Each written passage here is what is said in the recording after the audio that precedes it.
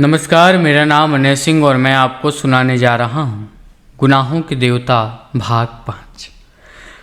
इस भाग के बाद या इसी भाग से आपको अपने हृदय को पोख्ता करना पड़ेगा, मजबूत करना पड़ेगा, क्योंकि अब जो कहानी शुरुआत होने जा रही है गुनाहों के देवता, अब जाकर वाकई में शुरुआत होगी। आइए कहानी की ओर बढ़ते हैं। पानी नहीं दोगी? चंदर बोला। बिनती पानी ले आई और बोली, हम तो आपका इतना काम करते हैं और आप जब देखो तब हमें बनाते रहते हैं। आपको क्या आनंद आता है हमें बनाने में? चंदर ने पल भर बिनती की ओर देखा और बोला, असल में बनने के बाद जब तुम झेप जाती हो तो हाँ ऐसे ही। बिनती ने फिर झेप कर मुंह छिपा लिया और लाज से सकुचाकर इंद्रवधू बन गई। बिनती देखने सुनने में बड़ी अच्छी थी। उसकी गठन तो सुधा की तरह नहीं थी, लेकिन उसके चेहरे पर एक फिरोजी आभा थी जिसमें गुलाल के डोरे थे। आंखें उसकी बड़ी बड़ी और पलकों में इस तरह डोलती थीं जैसे किसी सुकुमार सिपी में कोई बहुत बड़ा मोती डोले। झेपती थी तो मुंह पर सांझ मुस्कुरा उठती थी और गालों में फूल के कटोरे जैसे दो छोटे छोटे गड्ढे।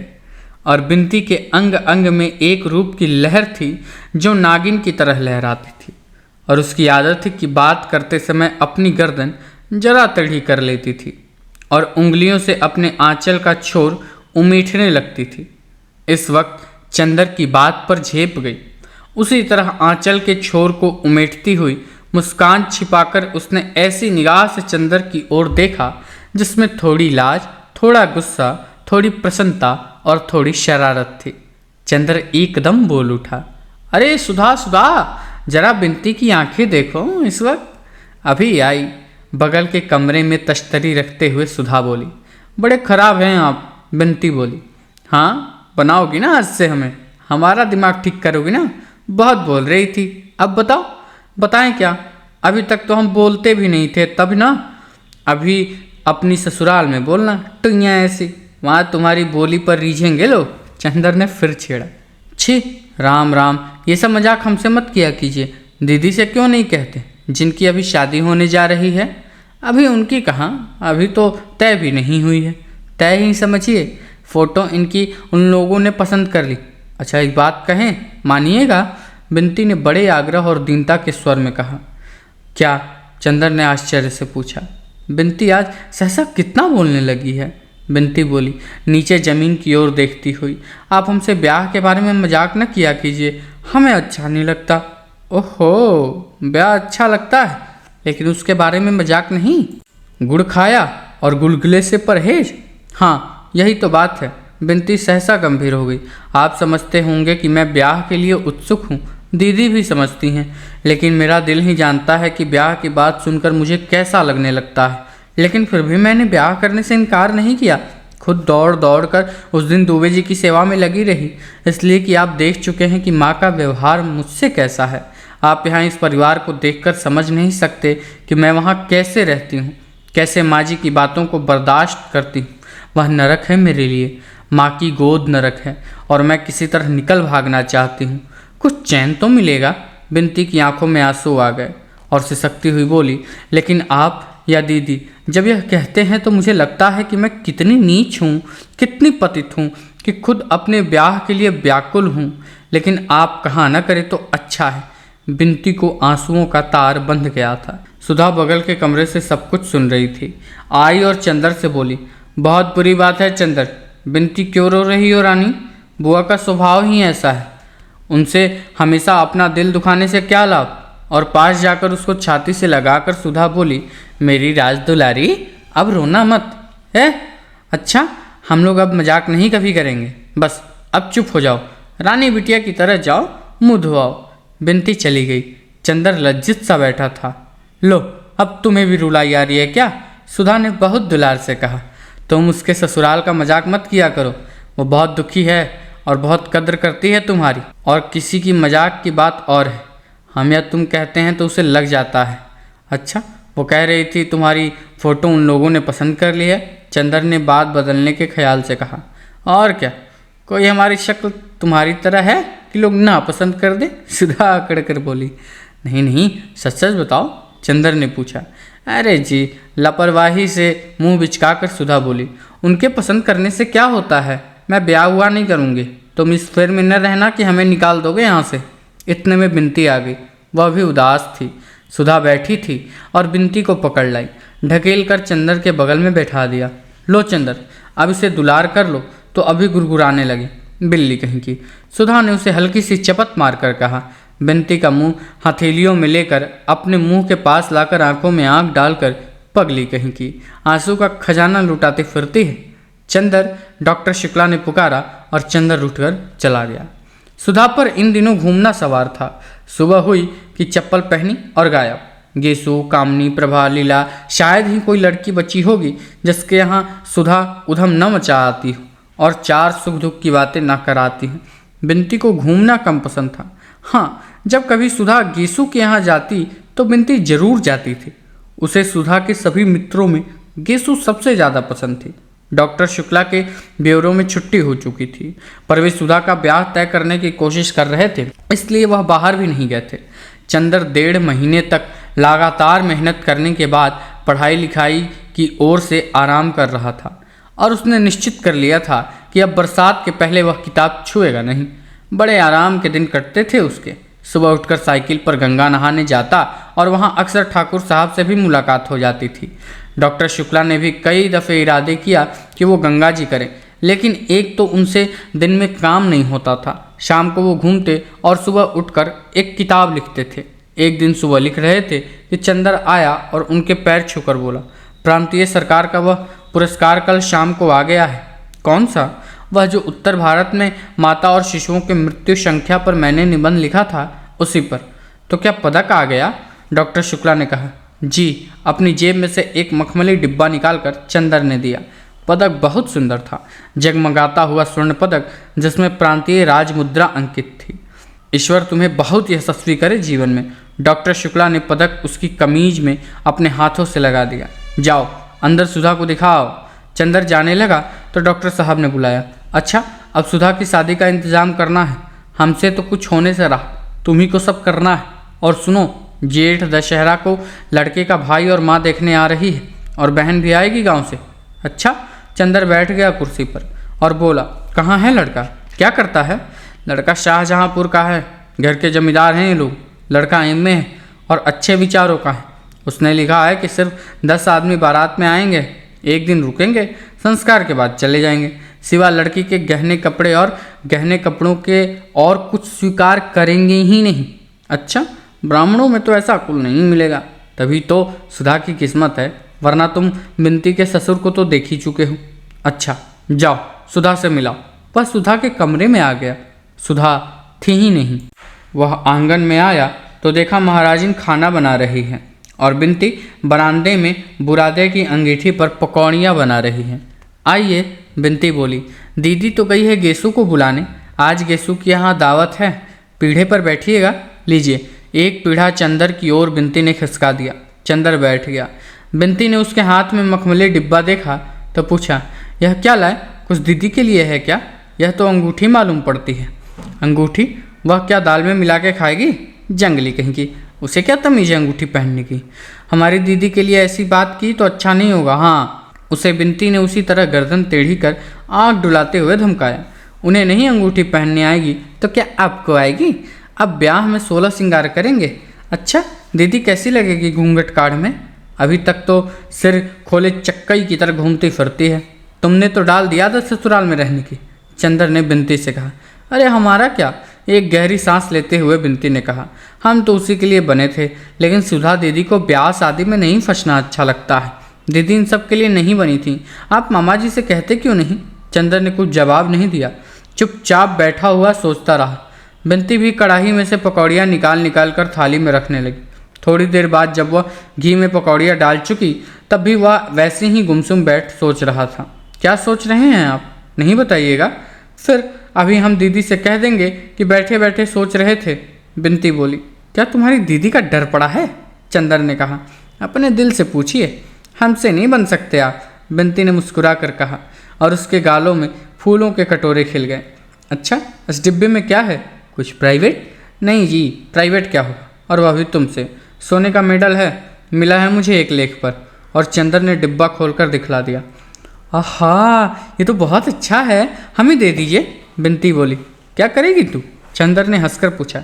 अपने आने वाले जीजा जी के लिए कान के बूंदे बनवा लेंगे, बिनती बोली। अरे हाँ, एक चीज़ दिखाएंगे क्या? यह नहीं बताते, देखिएगा तो उछल पड़िएगा। तो दिखाओ ना। अभी तो दीदी आ रही होंगी, दीदी के सामने नहीं दिखाएंगे। सुधा से छिपाकर हम कुछ नहीं कर सकते, यह तुम जानती हो, चंदर बोला। छिपाने की बात थोड़ी ही है, देखकर तब उन्हें बता दीजिएगा। वैसे वह खुद ही सुधा दीदी से क्या छिपाते हैं। लो, सुधा दीदी तो आ गई। चंदर ने पीछे मुड़कर देखा। सुधा के हाथ में एक लंबा सा सरकंडा और उस झंडे की तरफ फहराती हुई चली आ रही थी। चंदर हंस पड़ा। खिल गए दीदी को देखते ही, बिनती बोली और एक गरम पकौड़ी चंदर के ऊपर फेंक दी। अरे, बड़ी शैतान हो गई हो तुम इधर, पाजी कहीं की, चंदर बोला। सुधा चप्पल उतार कर अंदर आई, झूमती इठलाती हुई चली आ रही थी। कहो सेठ स्वार्थिमल, उसने चंदर की ओर देखते हुए कहा। सुबह हुई और पकौड़ी की महक लग गई तुम्हें? पीढ़ा खींचकर उसके बगल में बैठ गई और सरकंडा चंदर के हाथ पर रखते हुई बोली। लो या गन्ना, घर में बो देना, इसमें गेंडरी खाना। अच्छा, और हाथ बढ़ाकर वह डिबिया उठा ली और बोली, इसमें क्या है? खोलें? खोलें या ना खोलें?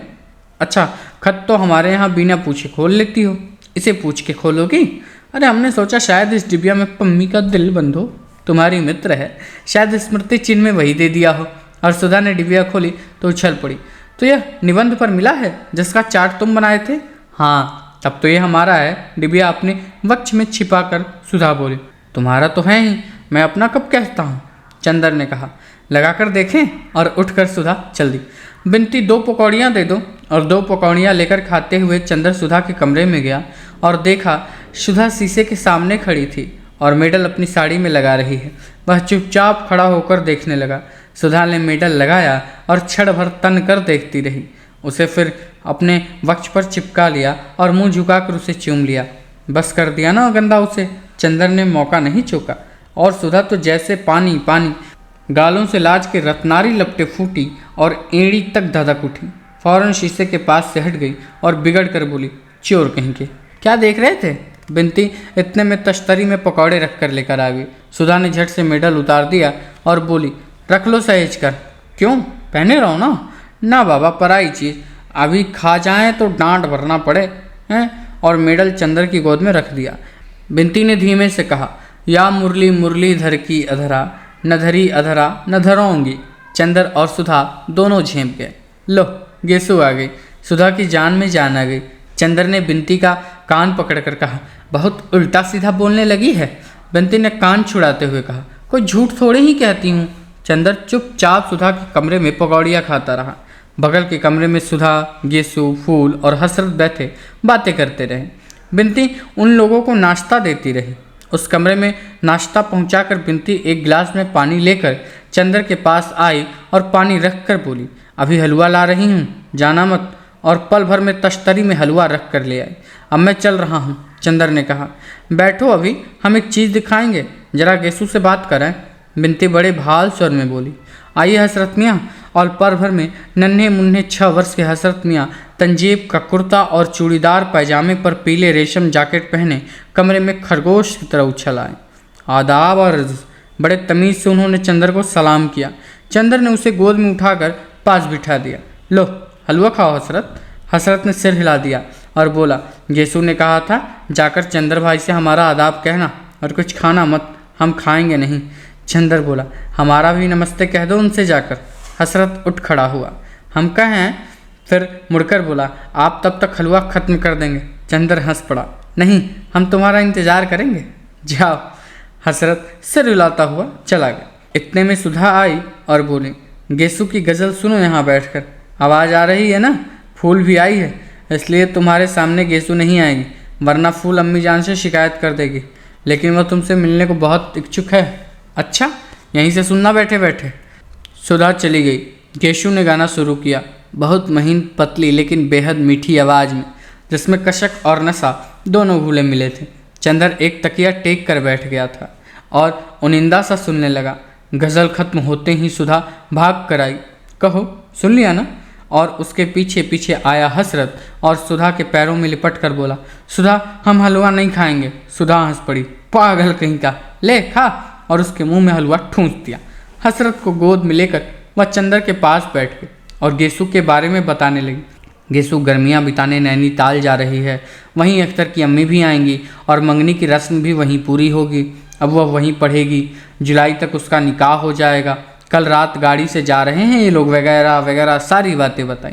बिनती बैठी बैठी गेसु और फूल से बातें करती रही। थोड़ी देर बाद सुधा उठकर चली गई। तुम जाना मत, आज खाना यही खाना, मैं बिनती को तुम्हारे पास भेज रही हूँ, उससे बातें करते रहना। थोड़ी देर बाद बिनती आई, उसके हाथ में कुछ था जिसको वह अपने आंचल में छिपाए थे, और आई, बोली, अब दीदी नहीं है, जल्दी से देख लीजिए। क्या है? चंदर ने ताज्जुब से पूछा। जीजा जी का फोटो, बिनती ने मुस्कुराकर कहा, और एक छोटी सी बहुत कलात्मक फोटो चंदर के हाथ में रख दी। अरे यह तो मिश्रा हैं, कॉमरेड कैलाश मिश्र। और चंदर के दिमाग में बरेली की बातें, लाठी चार्ज सभी कुछ घूम गया। चंदर के मन में इस वक्त जाने कैसा सा लग रहा था। कभी बड़ा अचरज होता, कभी एक संतोष होता, चलो सुधा के भाग्य की रेखा उसे अच्छी जगह ले गई। फिर कभी सोचता कि मिश्र इतना विचित्र स्वभाव का है कि सुधा उनसे निभेगी या नहीं। फिर सोचता, नहीं, सुधा भाग्यवान है, इतना अच्छा लड़का मिलना मुश्किल था। आप जिन्हें जानते हैं? बिनती ने पूछा। हाँ, सुधा भी उन्हें नाम से जानती है, शक्ल से नहीं, लेकिन अच्छा लड़का है, बहुत अच्छा लड़का है। चंदर ने एक गहरी सांस लेकर कहा और फिर चुप हो गया। बिनती बोली, क्या सोच रहे हैं आप? कुछ नहीं, पलकों में आए हुए आंसू को रोककर और होठों पर मुस्कान लाने की कोशिश करते हुए बोला, मैं सोच रहा हूँ कि आज कितना संतोष है मुझे, कितनी खुशी है मुझे कि सुधा एक ऐसे घर में जा रही है जो इतना अच्छा घर है, ऐसे लड़के के साथ जा रही है जो इतना ऊंचा।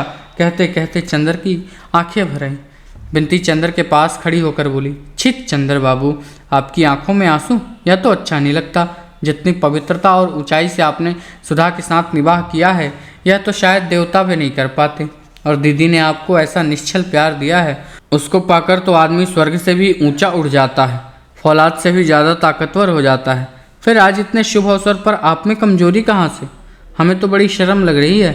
आज तक दीदी तो दूर, हम तक को आपको गर्व था। अच्छा, मैं फ़ोटो रखाऊं, वरना दीदी आ जाएंगी। बिनती ने फ़ोटो ली और चली गई। बिनती जब लौटी तो चंदर स्वस्थ था। बिनती की ओर क्षण भर चंदर ने देखा और कहा, मैं इसलिए नहीं रोया था बिनती, मुझे लगा कि यहाँ कैसा लगेगा।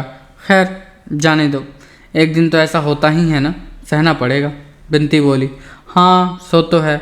अच्छा बिनती, सुधा ने यह फ़ोटो देखी है? चंदर ने पूछा। अभी नहीं, असल में मामा जी ने मुझसे कहा था यह फ़ोटो दिखा दे सुधा को, लेकिन मेरी हिम्मत नहीं पड़ी। मैंने उनसे कह दिया कि चंदर आएंगे तो दिखा देंगे, आप जब ठीक समझें तो दिखा दें। जेठ दशहरा अगले मंगल को ही है, बिनती ने कहा। अच्छा, एक गहरी सांस लेकर चंदर बोला। बिनती थोड़ी देर तक चंदर की ओर एकटक देखती रही। चंदर ने उसकी निगाह चुरा ली और बोला, क्या देख रही हो बिनती? देख रही हूँ आपकी पलकें झपकती हैं या नहीं। बिनती बहुत गंभीरता से बोली। क्यों? इसलिए कि मैंने सुना था कि देवताओं की कभी पलकें नहीं गिरती। चंदर एक फीकी हंसी हंसकर रह गया। नहीं, आप मजाक ना समझें, मैंने अपनी ज़िंदगी में जितने भी लोग देखे हैं उनमें आप जैसा कोई नहीं मिला। कितने ऊंचे हैं आप, कितना विशाल हृदय है आपका। दीदी कितनी भाग्यशाली है। चंदर ने कुछ जवाब नहीं दिया। जाओ फ़ोटो ले आओ, उसने कहा। आज ही दिखा दूँ? जाओ खाना भी ले आओ। अब घर जाकर क्या करना है? पापा को खाना खिलाने के बाद चंदर और सुधा खाने बैठे। महाराजिन चली गई थी, इसलिए बिनती सेंक सेंक कर रोटी दे रही थी। सुधा एक रेशमी सानिया पहनकर चौके के अंदर खा रही थी और चंदर चौके के बाहर। सुबह के कच्चे खाने में डॉक्टर शुक्ला बहुत छूट छात का विचार रखते थे। देखो, आज बिनती ने रोटी बनाई है तो कितनी मीठी लग रही है। एक तुम बनाती हो तो मालूम ही नहीं पड़ता कि रोटी है कि सोख्ता। चंदर ने सुधा को चिढ़ाते हुए कहा। सुधा ने हंसकर कहा, हमें बिनती से लड़ाने की कोशिश कर रहे हो? बिनती की हमसे ज़िंदगी भर की लड़ाई नहीं हो सकती। अरे हम सब समझते हैं इनकी बात, बिनती ने रोटी पटकते हुए कहा। और जब सुधा सिर झुकाकर खाने लगी तो बिनती ने आँख के इशारे में पूछा, कब दिखाएंगे? चंदर ने सिर हिलाया और फिर सुधा से बोला, तुम उन्हें चिट्ठी लिखोगी? किन्हें? कैलाश मिश्रा को, वही बरेली वाले। उन्होंने हमें खत लिखा था, उसमें तुम्हें प्रणाम लिखा था। चंदर बोला, नहीं, खत वत नहीं लिखते, उन्हें एक दफ़े बुलाओ तो यहाँ। हाँ बुलाएंगे, अब महीने 2 महीने बाद, तब तुमसे खूब परिचय करा देंगे और तुम्हें उसकी पार्टी में भी भर्ती करा देंगे। चंदर ने कहा। क्या? हम मजाक नहीं करते, हम सचमुच समाजवादी दल में शामिल होंगे, सुधा बोली। अब हम सोचते हैं कि कुछ काम करना चाहिए, बहुत खेलकूद लिए, बचपन निभा लिए। उन्होंने अपना चित्र भेजा है, देखोगी? चंदर ने जेब में हाथ डालते हुए पूछा। कहाँ? सुधा ने बहुत उत्सुकता से पूछा। निकालो देखे, पहले बताओ हमें क्या इनाम दोगी? बहुत मुश्किल से भेजा है उन्होंने चित्र, चंदर ने कहा। इनाम देंगे इन्हें? सुधा बोली और झट से झपट कर चित्र छीन लिया। अरे छू लिया चौके में से, बिनती ने दबी जबान से कहा। सुधा ने थाली छोड़ दी, अब छू गई थी वह, अब वह खा नहीं सकती थी। अच्छी फोटो देखी दे दी, सामने की थाली छूट गई, बिनती ने कहा। सुधा ने हाथ धोकर आंचल के छोर से पकड़कर फोटो देखी और बोली, चंदर सचमुच देखो कितने अच्छे लग रहे हैं, कितना तेज है चेहरे पर, और माथा देखो कितना ऊंचा है। सुधा फोटो देखती हुई बोली। अच्छी लगी फोटो? पसंद है? चंदर ने बहुत गंभीरता से पूछा। हाँ हाँ, और समाजवादियों की तरह नहीं लगते, सुधा बोली। अच्छा सुधा, यहाँ आओ। और चंदर के साथ सुधा अपने कमरे में जाकर पलंग पर बैठ गई। चंदर उसके पास बैठ गया, उसका हाथ अपने हाथ में लेकर उसकी अंगूठी घुमाते हुए बोला, सुधा एक बात कहें, मानोगी? क्या? सुधा ने बहुत दुलार और भोलेपन से पूछा। पहले बता दो कि मानोगी, चंदर ने उसकी अंगूठी की ओर एक टक देखते हुए कहा। फिर हमने कभी कोई बात तुम्हारी टाली है? क्या बात है? तुम मानोगी चाहे कुछ भी हो, चंदर ने पूछा। हाँ हाँ, कह तो दिया, अब कौन सी तुम्हारी ऐसी बात है जो तुम्हारी सुधा नहीं मान सकती? आंखों में, वाणी में, अंग अंग में सुधा के आत्मसमर्पण झलक रही थी। फिर अपनी बात पर कायम रहना सुधा। देखो, उसने सुधा की उंगलियां अपनी पलकों से लगाते हुए कहा। सुधी मेरी, तुम उस लड़के से ब्याह कर लो। क्या? सुधा चोट खाई नागिन की तरह तड़प उठी। इस लड़के से? यही शक्ल है इसकी हमसे ब्याह करने की? चंदर, हमें ऐसा मजाक नापसंद करते हैं, समझे कि नहीं? इसलिए बड़े प्यार से बुला लाए, बड़ा दुलार कर रहे थे। तुम अभी वायदा कर चुकी हो, चंदर ने बहुत अजीजी से कहा। वायदा कैसा? तुम कब अपने वायदे निभाते हो? और फिर यह धोखा देकर वायदा कराना क्या? हिम्मत तो साफ साफ कहते हमसे, हमारे मन में आता तो हम कहते। हम इस तरह से बंद कर क्यों बलिदान चढ़ा रहे हैं? और सुधा हमारे गुस्से के रोने लगी। चंदर स्तब्ध, उसने इस दृश्य की कल्पना की ही नहीं थी। वह क्षण भर खड़ा रहा, वह क्या कहे सुधा से कुछ समझ ही नहीं आता था। वह गया और रोती हुई सुधा के कंधे पर हाथ रख दिया। हटो इधर। सुधा ने बहुत रुखाई से हाथ हटा दिया और आंचल से सिर ढकती हुई बोली, मैं ब्याह नहीं करूँगी, कभी नहीं करूँगी, किसी से नहीं करूँगी। तुम सभी लोगों ने मिलकर मुझे मार डालने की ठानी है तो मैं अभी सिर पटक कर मर जाऊँगी। और मारे तैश के सच में सुधा ने अपना सिर दीवार पर पटक दिया। अरे! दौड़कर चंदर ने सुधा को पकड़ लिया, मगर सुधा गरज कर कहा, दूर हटो चंदर, छूना मत मुझे। और जैसे उसमें जाने कहाँ से ताकत आ गई थी, उसने अपने को छुड़ा लिया। चंदर ने दबी जबान से कहा, छी सुधा, तुमसे यह उम्मीद नहीं थी, यह भावुकता तुम्हें शोभा नहीं देता। बातें कैसी कर रही हो तुम? हम वही चंदर है ना? हाँ वही चंदर, और तभी तो इस सारी दुनिया में तुम ही एक रह गए हो मुझे फोटो दिखाकर पसंद कराने वाले। सुधा सिसक सिसक कर रोने लगी। पापा ने धोखा दिया है, हमें पापा से यह उम्मीद नहीं थी। पगली, कौन अपनी लड़की को हमेशा अपने पास रख पाया है? चंदर बोला। तुम चुप रहो चंदर, हमें तुम्हारी बोली जहर लगती है। सुधा बोली, यह फोटो तुम्हें पसंद है? तुम्हारी जबान हिली कैसे? शर्म नहीं आई तुम्हें? हम कितना मानते थे पापा को, कितना मानते थे तुम्हें। हमें यह मालूम नहीं था कि तुम लोग ऐसा करोगे। थोड़ी देर बाद चुपचाप से सकती रही सुधा, और फिर धधक कर उठी। कहाँ है वह फोटो? लाओ, अभी मैं जाऊँगी पापा के पास। मैं कहूँगी उनसे, हाँ मैं इस लड़के को पसंद करती हूँ, वह बहुत अच्छा है, बहुत सुंदर है, लेकिन मैं उससे शादी नहीं करूँगी, मैं किसी से शादी नहीं करूँगी। झूठी बात है। और उठकर पापा के कमरे की ओर जाने लगी। खबरदार जो एक कदम बढ़ाया, चंदर ने डांट कर कहा। बैठो इधर। मैं नहीं रुकूंगी, सुधा ने अकड़ कर कहा। नहीं रोकोगी? नहीं रुकूंगी। और चंदर का हाथ तैश में उठा और एक भरपूर तमाचा सुधा के गाल पर पड़ा। सुधा के गाल पर नीली उंगलियां उपट आईं। वह स्तब्ध जैसे पत्थर बन गई हो। आंखों में आंसू जम गए, पलकों में निगाहें जम गई, होठों में आवाज़ें जम गईं और सीने में सिसकियां जम गईं। चंदर ने एक बार सुधा की ओर देखा और कुर्सी पर जैसे गिर पड़ा और सिर पटक कर बैठ गया। सुधा कुर्सी के पास जमीन पर बैठ गई, चंदर के घुटनों पर सिर रख दिया। बड़ी भारी आवाज़ में बोली, चंदर देखें तुम्हारे हाथ में चोट तो नहीं आई? चंदर ने सुधा की ओर देखा, एक ऐसी निगाह से जिसमें कब्र मुंह फाड़ कर जुमाई ले रही थी। सुधा एकाएक फिर सिसक पड़ी और चंदर के पैरों पर सिर रखकर बोली, चंदर सचमुच मुझे अपने आश्रय से निकाल कर ही मानोगे? चंदर, मजाक की बात दूसरी है, जिंदगी में तो दुश्मनी मत निकाला करो। चंदर एक गहरी सांस लेकर चुप हो गया और सिर थाम कर बैठ गया। 5 मिनट बीत गए। कमरे में सन्नाटा, गहन खामोशी। सुधा चंदर के पाँवों को छाती से चिपकाए सूनी सूनी निगाहों से जाने क्या देख रही थी। दीवारों के पार, दिशाओं के पार, क्षितिजों से पार दीवार पर घड़ी चल रही थी। टिक टिक। चंदर ने सिर उठाया और कहा, सुधा हमारी तरफ देखो। सुधा ने सिर ऊपर उठाया और चंदर बोला, सुधा तुम्हें हमें जाने क्या समझ रही होगी, लेकिन अगर तुम समझ पाती कि मैं क्या सोचता हूँ, मैं क्या समझता हूँ। सुधा कुछ नहीं बोली। चंदर कहता गया, मैं तुम्हारे मन को समझता हूँ सुधा। तुम्हारे मन में जो तुमसे नहीं कहा गया वह मुझसे कह दिया था। लेकिन सुधा, हम दोनों एक दूसरे की ज़िंदगी में इसलिए आए हैं कि एक दूसरे को कमज़ोर बना दें, या हम लोगों ने स्वर्ग की ऊंचाइयों के साथ बैठकर आत्मा का संगीत सुना सिर्फ इसलिए कि उसे अपने ब्याह की शहनाई में बदल दे। गलत मत समझो चंदर, मैं गेसू नहीं कि अख्तर से ब्याह के सपने देखूं, और ना तुम अख्तर हो चंदर। मैं जानती हूँ कि मैं तुम्हारे लिए राखी के सूत से ज़्यादा पवित्र रही हूँ, लेकिन मैं जैसी हूँ मुझे वैसे रहने क्यों नहीं देते? मैं किसी से शादी नहीं करूँगी, मैं पापा के पास रहूँगी। शादी को मेरा मन नहीं कहता, मैं क्यों करूँ? तुम गुस्सा मत हो, दुखी मत हो। तुम आज्ञा दोगे तो मैं कुछ भी कर सकती हूँ, लेकिन हत्या करने से पहले यह तो देख लो कि मेरे हृदय में क्या है। सुधा ने चंदर के पाँवों को अपने हृदय से और भी दबाकर कहा, सुधा तुम एक बात सोचो, अगर तुम सबका प्यार बटोरती चलती हो तो कुछ जिम्मेदारी है या नहीं? पापा ने आज तक तुम्हें किस तरह पाला है, अब क्या तुम्हारा यह फर्ज है कि तुम उनकी बात को ठुकराओगी? और एक बात और सोचो, हम पर कुछ विश्वास करके ही उन्होंने कहा कि मैं तुमसे फ़ोटो पसंद कराऊं।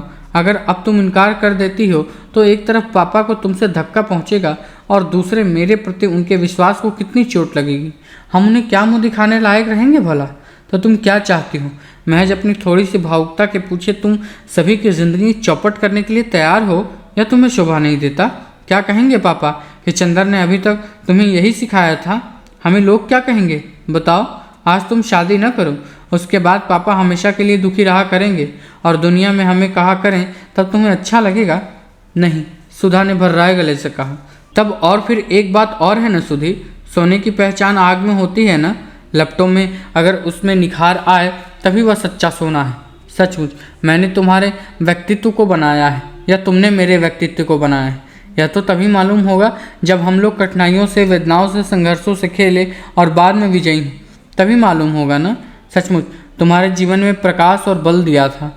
अगर सदा तुम मेरी बाहों की सीमा में रही और मैं तुम्हारी पलकों की छाँव में, तो बाहर के संघर्षों से हम लोग डरते रहे तो कायरता है। और मुझे अच्छा लगेगा कि दुनिया कहे कि मेरी सुधा, जिसे मुझ पर नाज था, वह कायर है। बोलो, तुम कायर कहलाना पसंद करोगी? हाँ। सुधा ने फिर चंदर के घुटनों में मुंह छिपा लिया। क्या? यह मैं सुधा के मुंह से सुन रहा हूँ? छी पगली, अभी तक तेरी निगाहों ने मेरे प्राणों में अमृत भरा है और मेरी सांसों ने तेरे पंखों की तूफानों की तेजी। और तुम्हें तो आज खुश होना चाहिए कि अब सामने जो रास्ते हैं उसमें हम लोगों को यह सिद्ध करने का अवसर मिलेगा कि सचमुच हम लोगों ने एक दूसरे की ऊंचाई और पवित्रता दी है। मैंने आज तक तुम्हारी सहायता पर विश्वास किया था, आज क्या तुम मेरा विश्वास तोड़ दोगी? सुधा, इतनी क्रूर क्यों हो रही हो आज तुम? सुधा, साधारण लड़की नहीं हो तुम एक ध्रुव तारा से ज़्यादा प्रकाशमान हो। तुम यह क्यों नहीं चाहती कि दुनिया कहे कि सुधा थी एक साधारण सी भावुक लड़की, और आज मैं अपने कान से सुनूं? बोलो सुधी, चंदर ने सुधा के सिर पर हाथ रखकर कहा। सुधा ने आंखें उठाई, बड़ी कातर निगाहों से चंदर की ओर देखा और सिर झुका लिया। सुधा के सिर पर हाथ फेरते हुए चंदर बोला, सुधा, मैं जानता हूँ मैं तुम पर शायद बहुत सख्ती कर रहा हूँ, लेकिन तुम्हारे सिवा और कौन है मेरा? बताओ, तुम ही पर अपना अधिकार भी आजमा सकता हूँ। विश्वास करो मुझ पर सुधा। जीवन में अलगाव, दूरी, दुख और पीड़ा आदमी को महान बना सकती। भावुकता और सुख हमें ऊंचे नहीं उठाते। बताओ सुधा, तुम्हें क्या पसंद है? मैं ऊंचा उठूं तुम्हारे विश्वास के सहारे, तुम ऊंची उठो मेरे विश्वास के सहारे। इससे अच्छा और क्या है सुधा? चाहो तो मेरे जीवन को एक पवित्र साधन बना दो, चाहो तो एक छिछली अनुभूति। सुधा ने एक गहरी सांस ली, क्षण भर घड़ी की ओर देखा और बोली, इतनी जल्दी क्या है अभी चंदर? तुम जो कहोगे मैं कर लूँगी। और फिर वह सिसकने लगी, लेकिन इतनी जल्दी क्या है? अभी मुझे पढ़ लेने दो। नहीं, इतना अच्छा लड़का फिर मिलेगा नहीं, और इस लड़के के साथ तुम वहाँ पढ़ सकती हो। मैं जानता हूँ उसे, वह देवताओं सा निश्चल है। बोलो, मैं पापा से कह दूँ कि तुम्हें पसंद है? सुधा कुछ नहीं बोली। मौन का मतलब हाँ है ना? चंदर ने पूछा। सुधा ने कुछ नहीं कहा। झुककर चंदर के पैरों पर अपने होठों से छू लिया और पलकों से 2 आंसू चूह पड़े। चंदर ने सुधा को उठा लिया और उसके माथे पर हाथ रखकर कहा, ईश्वर तुम्हारी आत्मा को सदा ऊंचा बनाएगा सुधा। उसने एक गहराई सी सांस लेकर कहा, मुझे तुम पर गर्व है, और फोटो उठाकर बाहर चलने लगा। कहाँ जा रहे हो? जाओ मत। सुधा ने उसका कुर्ता पकड़कर बड़ी अजीजी से कहा, मेरे पास रहो, तबीयत घबराती है। चंदर पलंग पर बैठ गया। सुधा तकिए पर सिर रखकर लेट गई और फटी फटी पथराई आंखों से जाने क्या देखने लगी। चंदर भी चुप था, बिल्कुल खामोश। कमरे में सिर्फ घड़ी चल रही थी, टिक टिक। थोड़ी देर बाद सुधा के चंदर के पैरों के पास अपने तकिए खींच लिया और उसके तलवे पर होठ रखकर उसमें मुंह छिपाकर चुपचाप लेटी रही। बिनती आई, सुधा हिली भी नहीं। चंदर ने देखा वह सो गई है। बिनती ने फोटो उठाकर इशारे से पूछा, मंजूर? हाँ। बिनती ने बजाय खुश होने के चंदर की ओर देखकर कहा, सिर झुका लिया और चली गई। सुधा सो रही थी। चंदर के तलवों में उसकी नर्म कुंवारी सांसें गूंज रही थीं। चंदर बैठा रहा चुपचाप। उसकी हिम्मत न पड़ी वह हिले और सुधा की नींद तोड़ दे। थोड़ी देर बाद सुधा ने करवट बदली तो वह उठकर आंगन के सोफे पर जाकर लेट रहा और जाने क्या सोचता रहा। जब उठा तो देखा कि धूप ढल गई है और सुधा उसके सिरहन में बैठी हुई उसे पंखा झल रही है। उसने सुधा की ओर एक अपराधी जैसी कातर निगाहों से देखा और बहुत दर्द से आंखें फेर ली। ऊंचाइयों पर आखिरी सांसें लेती हुई मरणासन धूप की ओर देखने लगी। चंदर उठा और सोचने लगा तो सुधा बोली, कल आओगे कि नहीं? क्यों नहीं आऊँगा? चंदर बोला, मैंने सोचा शायद अभी से दूर हो जाना चाहते हो। एक गहरी सांस लेकर सुधा बोली और पंखे की ओट में आंसू पोंछ लिए।